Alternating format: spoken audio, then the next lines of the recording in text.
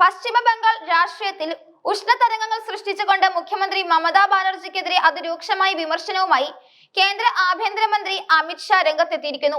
ബംഗാളിന്റെ സാമ്പത്തിക ഭദ്രത തകർത്തെന്ന് മാത്രമല്ല, സംസ്ഥാനത്തെ നുഴഞ്ഞുകയറ്റക്കാരുടെ സുരക്ഷിത താവളമാക്കി മമത സർക്കാർ മാറ്റിയെന്നും അദ്ദേഹം ആരോപിക്കുന്നു. കൊൽക്കത്തയിൽ നടന്ന തിരഞ്ഞെടുപ്പ് മുന്നൊരുക്ക യോഗത്തിലാണ് മമതാ ബാനർജിക്കും തൃണമൂൽ കോൺഗ്രസിനുമെതിരെ അമിത് ഷാ ആഞ്ഞടിച്ചത്. ബംഗാളിന്റെ വികസനം മുരടിപ്പിച്ച മമതയുടെ ഭരണം 2026 അവസാനിക്കുമെന്നും പകരമായി BJP അധികാരത്തിൽ വരുമെന്നും അദ്ദേഹം പ്രഖ്യാപിച്ചു. സംസ്ഥാനത്തിന്റെ സാമ്പത്തിക തകർച്ചയും ക്രമസമാധാന നിലയും അക്കമിട്ട് നിരത്തിയായിരുന്നു അമിത് ഷായുടെ പ്രസംഗം.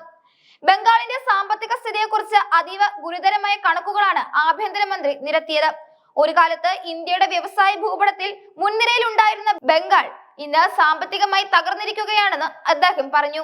ഇന്ത്യയിലെ സംസ്ഥാനങ്ങളുടെ GDP റാങ്കിങ്ങിൽ 3ാം സ്ഥാനത്തുണ്ടായിരുന്ന പശ്ചിമ ബംഗാൾ മമതാ ബാനർജിയുടെ ഭരണത്തിന് കീഴിൽ 22ാം സ്ഥാനത്തേക്ക് കൂപ്പുകുത്തിയതായി അദ്ദേഹം ആരോപിച്ചു.